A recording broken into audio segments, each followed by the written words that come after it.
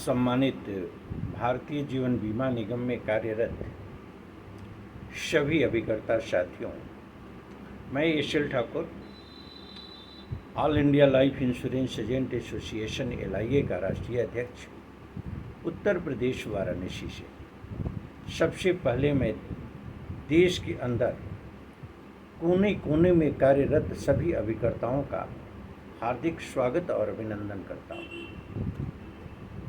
आज इस वीडियो के माध्यम से मैं एक संदेश देना चाहता हूँ जो कि वास्तव में अभिकर्ता कम्युनिटी ही नहीं, भारतीय जीवन बीमा निगम में कार्यरत समस्त कड़ियों, संहित संस्था और भारतीय अर्थव्यवस्था के केंद्र बिंदु में मेरा विचार आपका स्पष्ट परिलक्षित होगा। आज मैं स्पष्ट शब्दों में कहना चाहता हूं कि 1 अक्टूबर 2024 को भारतीय जीवन बीमा निगम के अंदर आमूलचूल परिवर्तन किया गया और यह परिवर्तन भारतीय जीवन बीमा निगम के राष्ट्रीयकरण के उद्देश्य को ही धत्ता बता करके किया गया। भारतीय जीवन बीमा निगम के राष्ट्रीयकरण के समय निगम का यह पवित्र उद्देश्य था कि देश के प्रत्येक नागरिकों तक हम सुरक्षा कवच के रूप में बीमा पहुंचाएंगे, प्रत्येक व्यक्ति का बीमा होगा। यही संकल्प लेकर के भारतीय जीवन बीमा निगम ने कार्य करना आरंभ किया था। आज उस संकल्प को धत्ता बता दिया भारतीय जीवन बीमा निगम सहित वर्तमान सरकार की नीतियों ने। आज ये कहने में मुझे अतिशयोक्ति नहीं है कि भारतीय जीवन बीमा निगम के अंदर जो बदलाव किए गए, जिसके अंदर अभ्यर्पण मूल्य को छोड़ करके कोई भी ऐसा बदलाव नहीं है जिससे कि कहीं भी किसी कड़ी को कोई फायदा हो। अभिकर्ताओं के कमीशन को कम कर देना।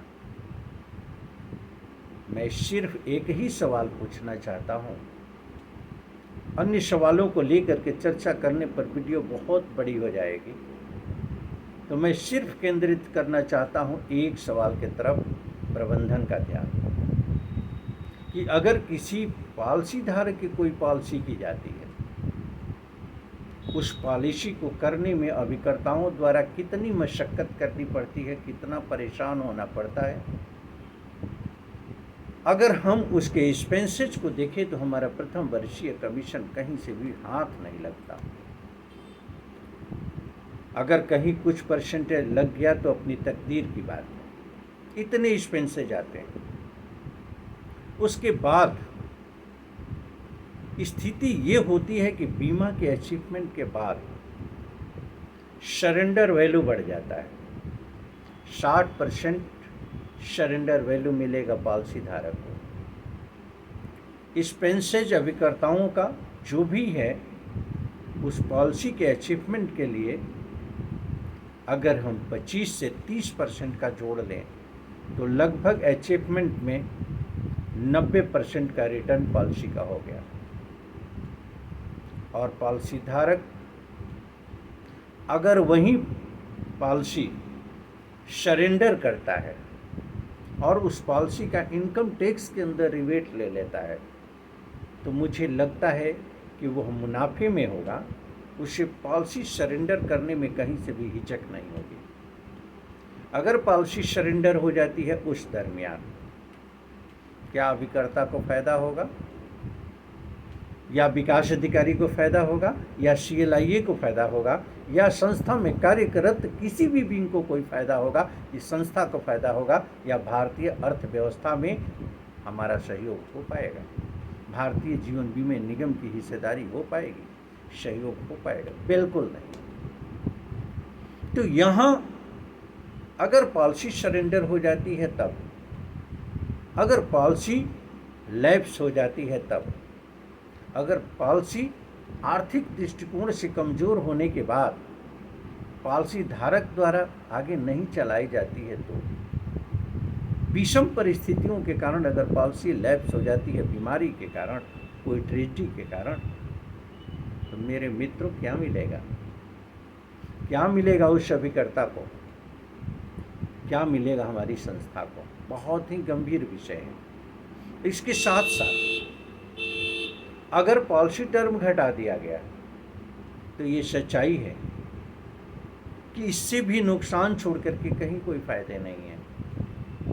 समिशोड घटा दिया गया, बढ़ा दिया गया, तो समिशोड बढ़ाने का भी दुष्परिणाम है, क्योंकि छोटी छोटी पॉलिसियों को करके जो हमारा छोटा व्यवसायी था, जो हमारा छोटा किसान था, जो हमारे छोटे पेशेवर लोग थे, वो जो अपनी सुरक्षा की बात करते थे, हमारे छोटे छोटे अभिकर्ता क्लब मेंबरशिप की बात करते थे, अपने अभिकरण को संरक्षित करने की बात करते थे, वो सारे एडवांटेज खत्म हो गए।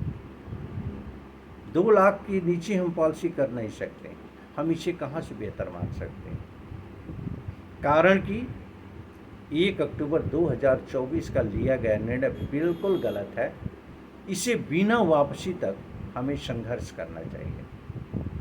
All India life insurance agent association ने बड़ी ही प्रबलता के साथ भारतीय जीवन बीमा निगम को पत्र लिखा और भारतीय जीवन बीमा निगम प्रबंधन से यह मांग किया कि 1 अक्टूबर 2024 का लिया गया निर्णय अगर वापस नहीं होता है तो अभिकर्ता सहित समस्त संस्था और भारतीय अर्थव्यवस्था को भी ध्यान में रखते हुए संगठन आंदोलन के लिए बाध्य होगा। आंदोलन पूरी तरीके से लोकतांत्रिक प्रक्रिया के अंतर्गत होगा, लेकिन आंदोलन के दौरान किसी भी तरह की अगर असामान्य स्थिति होती है तो इसकी जिम्मेदारी प्रबंधन की होगी। मेरे दोस्तों, आंदोलन तो होगा, संघर्ष तो होगा, लेकिन मुझे लगता है कि देश के अंदर हमारे 5 संगठन हैं। 5 संगठनों का नाम लेने में कहीं कोई बुराई नहीं है। Life insurance agent federation of India, life insurance agent federation of India 1964, all India life insurance agent federation of India और all India life insurance agents association. अगर मैं कहूँ तो ये 4 संगठन हुए और life insurance agent federation of India का एक और शाखा है, उसको जोड़ लिया जाए तो 5 संगठन हो गए।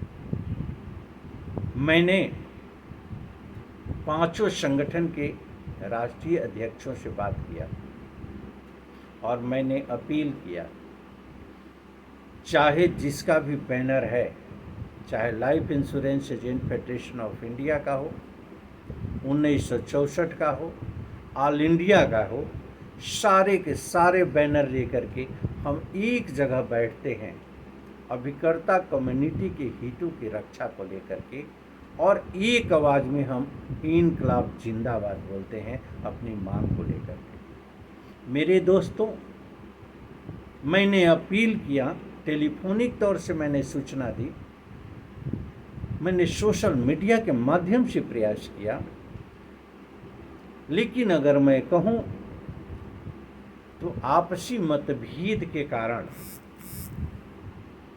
जो सामंजस्य होना चाहिए उस सामंजस्य में कहीं न कहीं कमी दिखी। मैंने बार बार अपील किया, एक दूसरे की वैमनस्य की जो बातें हैं, एक दूसरे के प्रति वैमनस्य जो है, हमें उसे दारकिनारे करने की ज़रूरत है।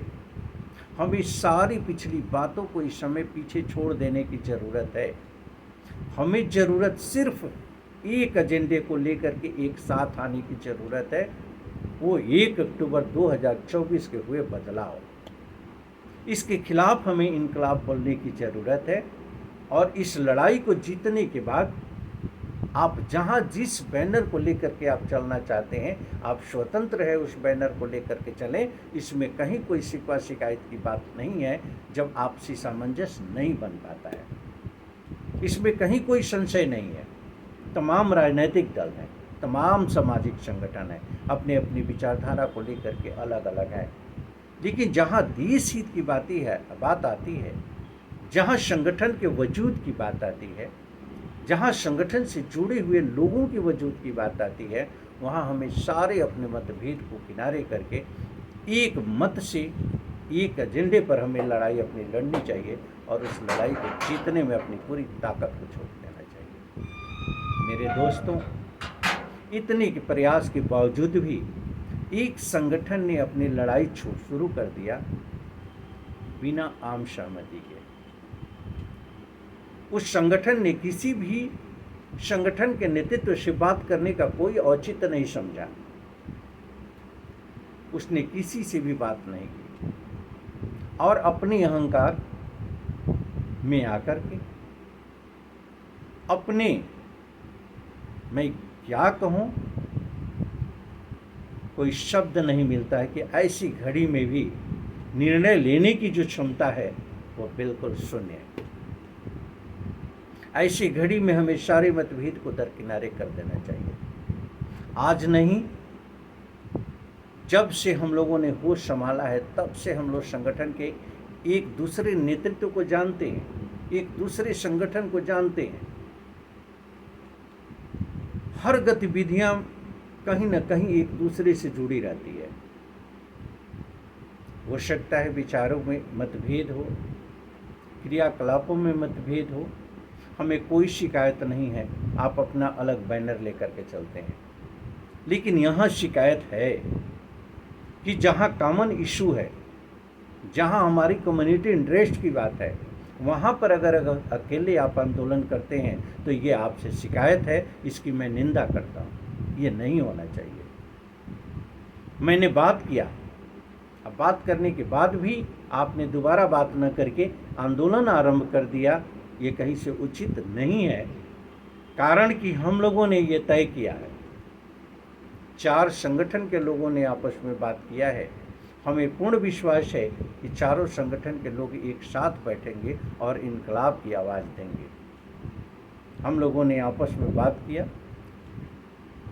All India life insurance agent federation of India, life insurance agent federation of India की 2 धड़ें और all India life insurance agent association, ये 4 संगठन के लोग मुझे लगता है कि बहुत ही जल्दी निर्णायक स्थिति में पहुंचेंगे और देश के अंदर बहुत ही बड़ा एक आंदोलन खड़ा करेंगे, जिस आंदोलन की गूंज सेंट्रल ऑफिस तक ही नहीं, भारतीय जीवन बीमा निगम ही तक ही नहीं, IRDA के अध्यक्ष महोदय को भी सुनाई देगा और देश की सरकार को भी सुनाई देगा। इस क्षमता के हिसाब से हम सभी आंदोलन की योजनाबद्ध तरीके से रणनीति बना रहे हैं और इस पर पहल हमें लगता है कि 1-2 दिन के अंदर हो जाएगा। और मुझे पूर्ण विश्वास है कि हम लोग आंदोलन जब छेड़ेंगे तो आंदोलन निर्णायक स्थिति में होगी, करो या मरो के तर्ज पर होगी, क्योंकि ये पीठ पर प्रहार नहीं है, ये पेट पर प्रहार है, ये बर्दाश्त नहीं किया जाएगा। मैं सभी अभिकर्ता साथियों से अनुरोध करता हूँ कि पूरी शक्ति के साथ, जहाँ एजिटेशन का डेट डिसाइड होता है, आप पूरी समर्थता के साथ अपने कार्यों को विश्राम देते हुए, अपने कार्यों से विरत रहते हुए पूरी ताकत के साथ आंदोलन को मजबूत करें। वो आंदोलन देश के किसी कोने से आरंभ होगा। वो हो सकता है वाराणसी की धरती हो सकता है आगरे की धरती हो सकता है हजारीबाग हो, पटना हो, लखनऊ हो, कहीं से भी आपका ये आंदोलन आरंभ हो सकता है। मेरा पूर्ण विश्वास है कि आपका सहयोग समर्थन मिलेगा और हम सब लोग लड़ाई को जीतने में सफल होंगे। आप सभी से मैं अपील करना चाहता हूँ कि पूरी शक्ति के साथ आंदोलन के लिए अपने आप को तैयार करें, क्योंकि यह लड़ाई बड़ी ही विस्फोटक लड़ाई हो रही है, क्योंकि ये बहुत ही बड़ा प्रहार है। इस प्रहार को मैं कहूँ तो ये कुठाराघात है, ये बहुत बड़ा प्रहार है। इस प्रहार को रोकने के लिए हमें उतनी ही शक्ति से प्रहार करना होगा जिस शक्ति से प्रबंधन ने निर्णय लिया है। उसी शक्ति से हम इसका विरोध करेंगे जिससे कि प्रबंधन को वापस जाना पड़ेगा, अपने नीतियों को वापस लेना पड़े और पुनः वही स्थिति हमारी बहाल हो जो पूर्व की स्थिति रही, पूर्व का कमीशन रहा, पूर्व की व्यवस्था रही, उसमें कहीं किसी तरह की परिवर्तन की ज़रूरत नहीं है। अगर परिवर्तन की ज़रूरत भी है तो रिन्यूअल कमीशन बढ़ाने की और फर्स्ट ईयर को बरकरार रखने की। आप सभी से मेरा अपील है कि वीडियो को ज़्यादा से ज़्यादा अपने साथियों के बीच शेयर करें, जिससे कि सारी बातों की जानकारी आपके साथियों तक हो सके और आपका उनका सहयोग मिल सके। इसी अपील के साथ मैं अपने वाणी को विराम देता हूँ। धन्यवाद।